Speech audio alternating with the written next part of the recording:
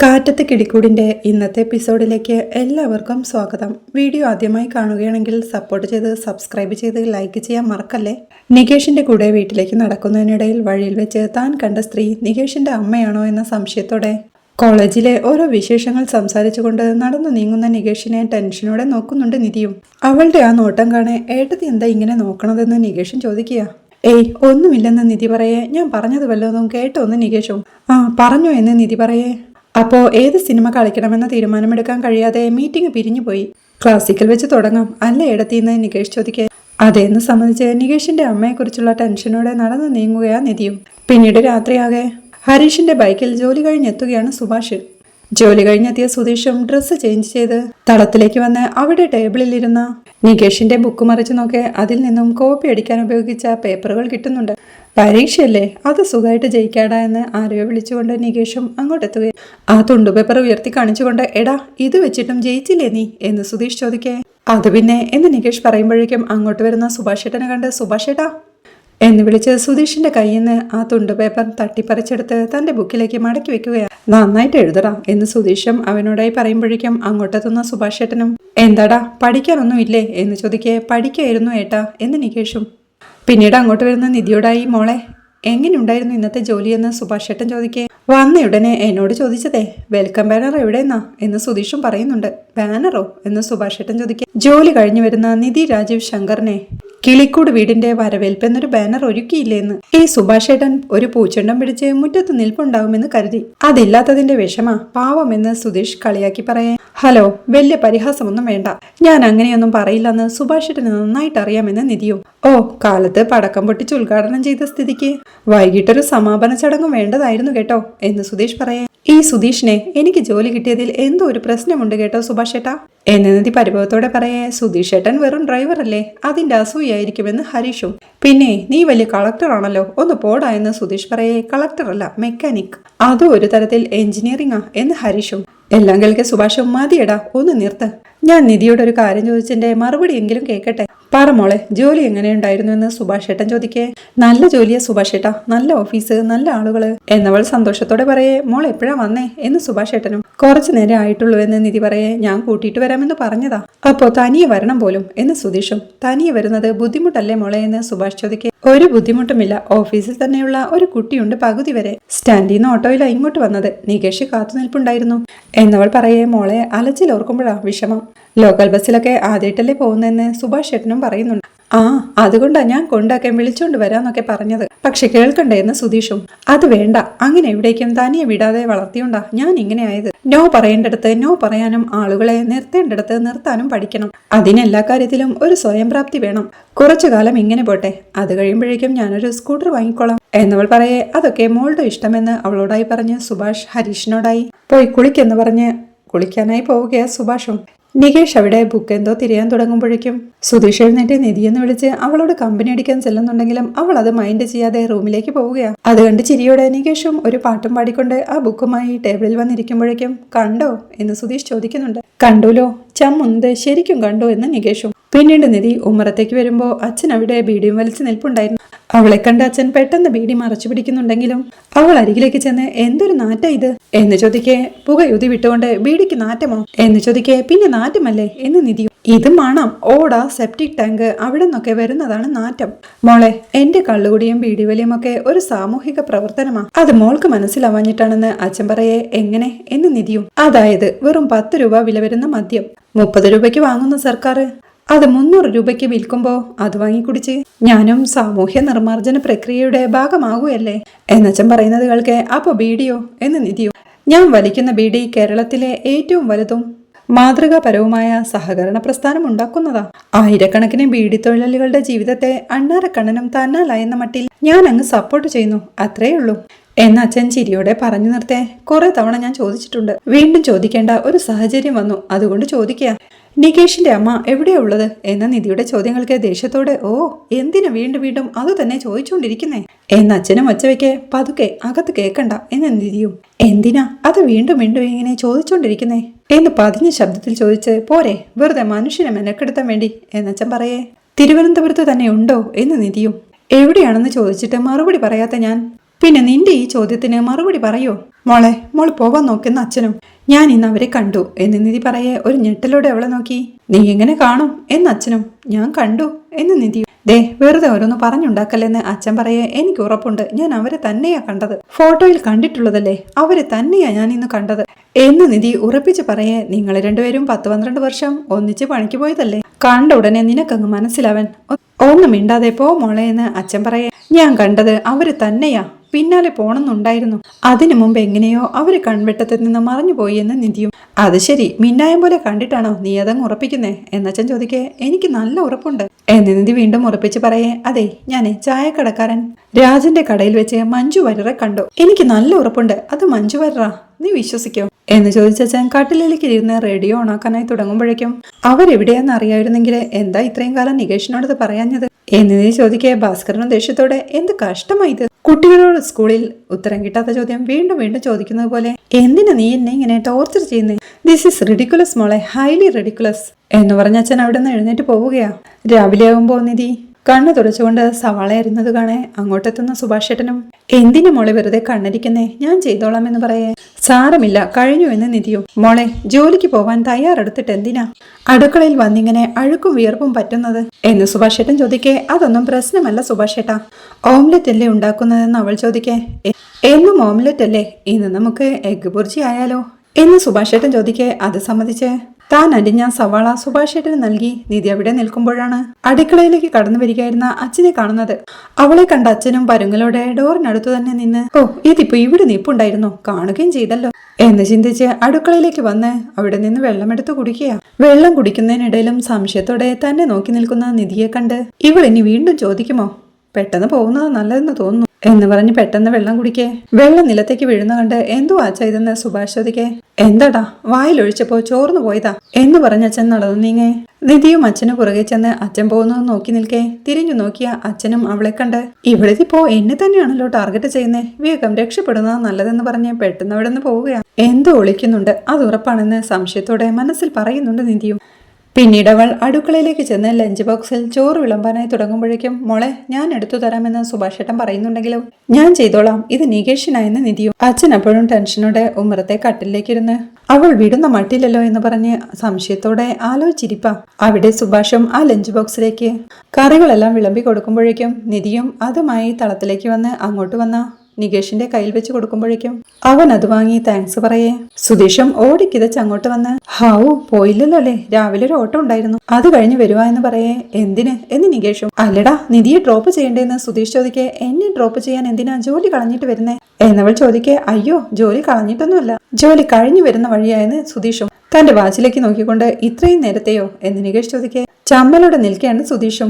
ഞാനും നികേഷും കൂടി ബസ്സിലാ പോകുന്നേ എന്ന് നിധി പറയേ. ബസ്സിലോ എന്തിന്? ഏയ് അതൊന്നും വേണ്ട എന്ന് സുധീഷ്. അത് സുധീഷാണോ തീരുമാനിക്കുന്നേ എന്ന് നിധി ചോദിക്കേ. എന്താ ഇങ്ങനെയൊക്കെ പറയുന്നേ എന്ന് സുധീഷ്. പിന്നല്ലാതെ എനിക്കെന്നും സുധീഷിനെ ഡിപ്പെൻഡ് ചെയ്യാൻ പറ്റും എന്ന് നിധി പറയേ. നിധി എന്നും കൊണ്ടുപോയി തിരിച്ചു കൊണ്ടുവരുന്നതിൽ എനിക്ക് ബുദ്ധിമുട്ടൊന്നുമില്ല കേട്ടോ എന്ന് സുധീഷും പറയുന്നുണ്ട്. അപ്പൊ സ്വന്തമായി ജോലിക്കൊന്നും പോണ്ടേ, എന്നെ കൊണ്ടുവിട്ട് നടന്നാ മതിയോ എന്ന് നിധി ചോദിക്കേ. അല്ല അതിന്റെ ഇടയിൽ ഇങ്ങനെ പോവാലോ എന്ന് സുധീഷും. അത്ര കഷ്ടപ്പെടണ്ട, എനിക്ക് തനിയെ ജോലിക്ക് പോയി ശീലിക്കണം എന്നവൾ പറയേ. അല്ല ഈ പരിചയമില്ലാത്ത സ്ഥലമാണല്ലോ അതുകൊണ്ട് എന്ന് സുധീഷും. ഉഗാണ്ടായിരുന്നോ അല്ലല്ലോ, കേരളം തന്നെയല്ലേ, മലയാളം തന്നെയല്ലേ തിരുവനന്തപുരത്തെയും ഭാഷ എന്നവൾ ചോദിക്കുന്നത് കേൾക്കേ. നികേഷിനും ചിരിവരികയാ. സംശയം വല്ലതും ഉണ്ടെങ്കിൽ ഞാൻ ചോദിച്ചോളാം എന്നവൾ പറയേ. കോളേജിൽ പോകുന്ന വഴിക്കാണെങ്കിലും എന്നെ ഇതുവരെ കൂടെ കൂട്ടാത്ത ആളായി പറയണേ എന്ന് നികേഷ് പറയേ. ഞാൻ നിങ്ങളെ രണ്ടുപേരെയും കൊണ്ടുപോകുമെന്ന് സുധീഷും. വേണ്ട വേണ്ട എന്ന് നികേഷ് പറയേ. ഞങ്ങള് തനിയെ പൊക്കോളാമെന്നേ എന്ന് നിധി തീർത്തു പറയേ. അപ്പൊ എന്നെ അവോയ്ഡ് ചെയ്യണല്ലേ എന്ന് പരിഭവത്തോടെ സുധീഷ്. എന്ത് ഇങ്ങനെയൊക്കെ പറയുന്നേ, എനിക്ക് തനിച്ചു പോയി ശീലിക്കണ്ടേ എന്ന് നിധി ചോദിക്കേ. നിധി നമ്മുടെ കയ്യിൽ വണ്ടിയുള്ളപ്പോ എന്തിനെങ്ങനെ റിസ്ക് എടുക്കുന്നേ എന്ന് സുധീഷ് വീണ്ടും ചോദിക്കേ. സുധീഷേ എനിക്ക് ദേഷ്യം വരുന്നുണ്ടേ എന്നവൾ പറയുമ്പോഴേക്കും അവൾക്കുള്ള ലഞ്ച് ബോക്സുമായി സുഭാഷ് അങ്ങോട്ടെത്തുകയാ. സുഭാഷ് ഏട്ടാ എന്തൊക്കെയാ പറയുന്നത്, ഞാൻ എന്തിനാ തിരുവനന്തപുരത്ത് വന്നേ, എന്റെ കാലിൽ നിൽക്കാനും തനിയെ ജോലി ചെയ്ത് ജീവിക്കാനുമാ. അവിടെ എന്നെ എങ്ങോട്ടും ഒറ്റയ്ക്ക് വിടാതെ കൂടെ നടക്കാൻ എന്തിനാ ഒരാള്, സുധീഷ് എന്തിനാ അതിന് നിൽക്കുന്നതെന്ന് അവൾ ചോദിക്കേ. എടാ അവൾ തനിയെ പോയിട്ട് വരട്ടേടാ, അവൾക്കും അത് ശീലിക്കണ്ടേ എന്ന് സുഭാഷ് ഏട്ടൻ പറയേ. നികേഷേ നമുക്ക് ഇറങ്ങാമെന്ന് നിധി പറയുകയാ. അവനത് സമ്മതിക്കുമ്പോഴേക്കും സുഭാഷ് ഏട്ടാ ഒന്ന് പറയുന്ന സുധീഷ് പതിയെ പറയുന്നുണ്ട്. അവൻ അത് മൈൻഡ് ചെയ്യാതെ നിധിക്ക് ലഞ്ച് ബോക്സ് കൊടുക്കുമ്പോഴേക്കും അവളത് ബാഗിൽ വെച്ച് സുഭാഷ് ഏട്ടനോട് ബൈ പറഞ്ഞു പോവുകയാണ്. സുധീഷ് വീണ്ടും സുഭാഷ് ഏട്ടാ പ്ലീസ് ഒന്ന് പറ എന്ന് പറഞ്ഞ് അവരുടെ പുറകെ ചെല്ലുന്നുണ്ട്. ഉമ്മറത്തേക്കിറങ്ങിയ അവൾ വീണ്ടും കട്ടിലിരിക്കുന്ന അച്ഛനെ സംശയത്തോടെ നോക്കി നിൽപ്പാ. അച്ഛനും ഒരു പരുങ്ങലോടെ ഇരിക്കുമ്പോഴേക്കും അങ്ങോട്ട് വന്ന സുഭാഷേട്ടനോട് പോയിട്ട് വരാം സുഭാഷേട്ട എന്ന് പറഞ്ഞ് നിധി നികേഷിന്റെ കൂടെ പടിയിറങ്ങി പോവുകയാ. സുഭാഷും കൂടെ മുറ്റത്തേക്ക് ഇറങ്ങുമ്പോഴേക്കും സുഭാഷേട്ടാ ഒന്ന് പറ സുഭാഷേട്ടാ എന്ന് പറഞ്ഞ് സുധീഷും കൂടെ തന്നെയുണ്ട്. നിധി നികേഷിന്റെ കൂടെ നടന്നു പോകുന്നത് കാണാൻ സുധീഷും ദേഷ്യത്തോടെ പോയിട്ട് വാ മോളെ, ഇപ്പൊ സമാധാനമായല്ലോ എന്റെ സുഭാഷേട്ടാ, അവൾ തനിയെ പോണമെന്ന് പറയുന്ന ഉടനെ പോയിട്ട് വാന്ന് പറയണോ വേണ്ടത്? സുധീഷ് കൊണ്ടുവിടും മോളെ എന്ന് ഒന്ന് പറയാൻ തോന്നിയില്ലല്ലോ നിങ്ങൾക്ക് എന്നവൻ സങ്കടത്തോടെ ചോദിക്കേ. എടാ ആ കുട്ടിയല്ലേ എല്ലാം തനിയെ ചെയ്യണം പഠിക്കണമെന്നൊക്കെ പറഞ്ഞത്, പോയി ശീലിക്കിട്ടണമെന്നും പറഞ്ഞ് സുഭാഷേട്ടൻ അകത്തേക്ക് കയറി പോവാൻ തുടങ്ങി. സുധീഷ് വീണ്ടും ഏട്ടനെ പിടിച്ചു വെച്ച് സുഭാഷേട്ടൻ ഒന്നും അറിയാത്ത പോലെ സംസാരിക്കരുത് സുഭാഷേട്ടാ, എനിക്ക് അവളോട് സ്വസ്ഥമായി സംസാരിക്കാൻ കിട്ടുന്ന ഒരേ ഒരു അവസരം ഈ കാറി പോകുമ്പോഴാ. വീട്ടിൽ വന്നു കഴിഞ്ഞാൽ ഒന്നുകിൽ അവൾ സുഭാഷേട്ടെന്ന് വിളിച്ച് ഇങ്ങോട്ട് പോകും, അല്ലെങ്കിൽ മറ്റവൻ നികേഷ് ഏട്ടത്തിൽ നിന്ന് വിളിച്ച് അങ്ങോട്ട് കൊണ്ടുപോകും. ഞാൻ ഈ വീട്ടിൽ അവളുടെ ആരാണെന്ന് എനിക്ക് പോലും സംശയം തോന്നി തുടങ്ങി എന്നവൻ ദേഷ്യത്തോടെ പറയേ. എനിക്കുമുണ്ടടാ ആ സംശയം എന്ന് സുഭാഷേട്ടൻ. ആകെ ഉണ്ടായിരുന്ന ഒരവസരമായത്, ഇപ്പൊ അതും ഇല്ലാതാക്കിയപ്പോ സമാധാനമായല്ലോ എന്നവൻ പരിഭവത്തോടെ പറയേ. ഓ ആയി എന്ന് സുഭാഷേട്ടനും ചിരിയോടെ പറയുന്നുണ്ട്. അത് കണ്ട് ദേഷ്യത്തോടെ അവൻ അകത്തേക്ക് കയറി പോവുകയാ. അവിടെ ഓഫീസിൽ ഒരു പ്രോജക്റ്റിന്റെ ഡിസൈൻ വരച്ചുകൊണ്ടിരിക്കുക നിധി. അപ്പോഴാണ് ദിവ്യയെ മോഹൻ എന്നൊരു സാർ വിളിച്ച് ആ നിധിയുടെ ഡിസൈൻ തീർന്നില്ലേ എന്ന് ചോദിക്കുന്നത്. ഒരു മിനിറ്റ് ഇപ്പൊ നോക്കാം സാർ എന്ന് പറഞ്ഞ് ദിവ്യ അവളുടെ അടുത്തേക്ക് ചെന്ന് കഴിഞ്ഞില്ലേ എന്ന് ചോദിക്കേ. ഒരു 5 മിനിറ്റ് എന്ന് നിധിയും. മോഹൻ സാർ വിളിച്ചോണ്ടിരിക്കുക എന്നവൾ പറയേ. ഇപ്പൊ കഴിയും എന്ന് നിധിയും. അത് സമ്മതിച്ച് ദിവ്യ വീണ്ടും മോഹൻ സാറിനെ വിളിച്ച് ഹലോ ഇപ്പൊ വരും സാർ, ഒരു 5 മിനിറ്റ് എന്ന് പറഞ്ഞ് കോൾ വെക്കുകയാണ്. പിന്നീട് അവളും ദിവ്യയും മോഹൻ സാറിന്റെ ക്യാബിനിലേക്ക് ചെന്ന് ഡിസൈൻ റെഡിയാണ് സാർ എന്ന് പറയേ. സമയം കുറെ ആയല്ലോ, ഒരു ഡിസൈൻ ചെയ്യാൻ ഇത്രയും നേരമോ എന്ന് സാർ ചോദിക്കേ. ആദ്യമായിട്ട് ചെയ്യുന്നുണ്ടാ, പെർഫെക്റ്റ് ആവണ്ടേ എന്ന് നിധിയും. അത് കേൾക്കെ മോഹനും അവളുടെ ഡിസൈൻ വാങ്ങി നോക്കി. പെർഫെക്റ്റ് എന്ന് പറയേ. നിധി ഗോൾഡ് മെഡലിസ്റ്റ് ആണ് എന്ന് ദിവ്യയും. ആണോ, എന്നിട്ട് ആ ഗുണം ഡിസൈനിൽ കാണാനില്ലല്ലോ. ഒരു മോളിന്റെ ഡിസൈനല്ലേ ചെയ്യാൻ പറഞ്ഞത്, ഇതിലെ എമർജൻസി എക്സിറ്റിന്റെ സ്പേസ് എവിടെ? ഒരു മോളാവുമ്പോ എമർജൻസി എക്സിറ്റ് വേണ്ടേ എന്ന് സാർ ചോദിക്കേ. സോറി സാർ എന്ന് നിധിയും.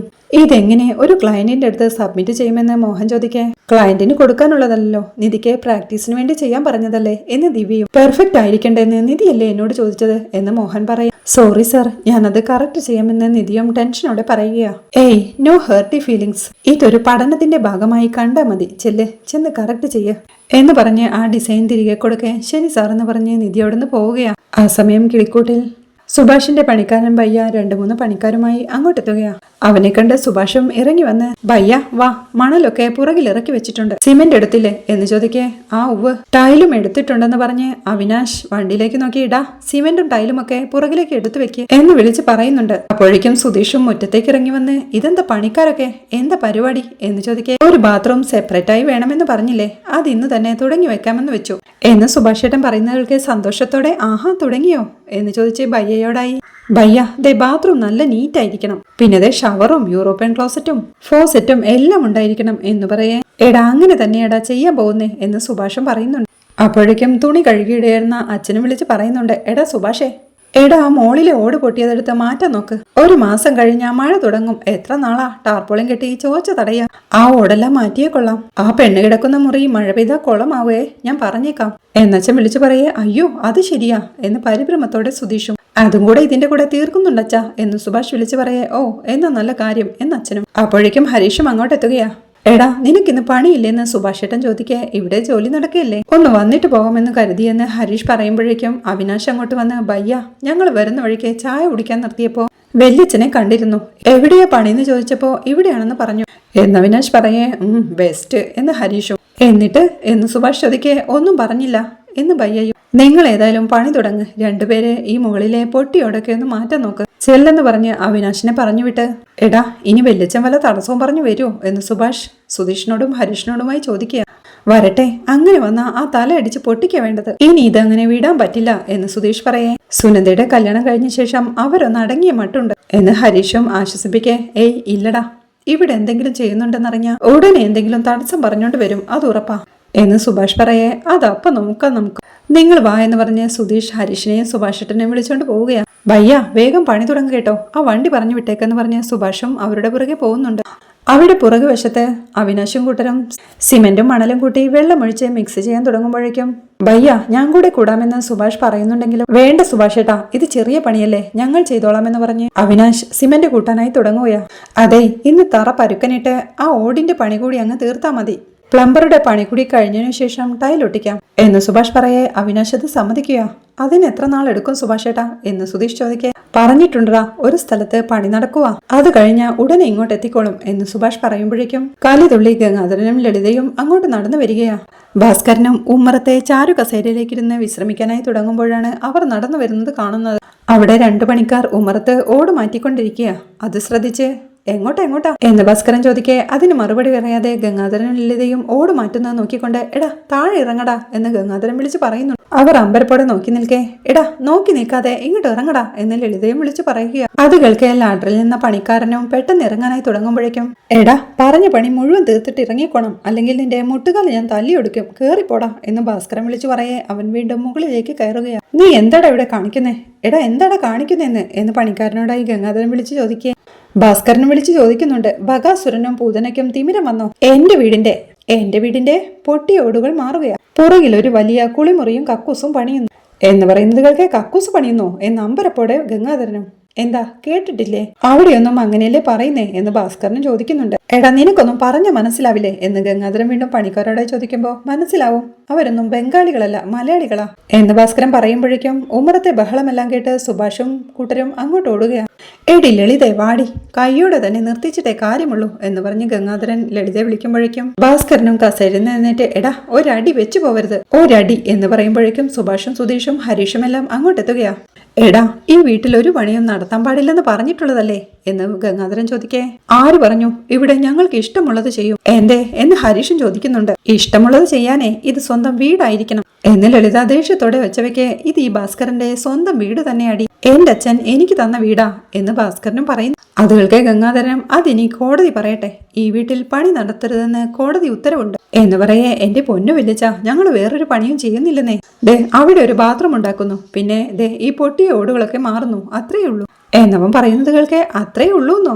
ഇപ്പൊ ഉള്ളത് പോരാഞ്ഞിട്ട് ഇനി അടുത്ത ബാത്റൂമോ എന്ന് അമ്മായിയും ചോദിക്കുക. അതെ എന്റെ ഭാര്യയ്ക്ക് ഇപ്പൊ ഉള്ള ബാത്റൂം പോരാ, അതുകൊണ്ട് ഞങ്ങൾ വേറെ ഒന്ന് കെട്ടാന്ന് തീരുമാനിച്ചു എന്ന് സുധീഷ് പറയേ. അയ്യടാ നിന്റെ ഭാര്യയ്ക്ക് കിടപ്പുമുറി പോരാന്ന് തോന്നിയാ നീ അത് വേറെ ഉണ്ടാക്കോ എന്ന് അമ്മായി ചോദിക്കേ. ചിലപ്പോ ചെയ്തു വരും എന്ന് സുധീഷും.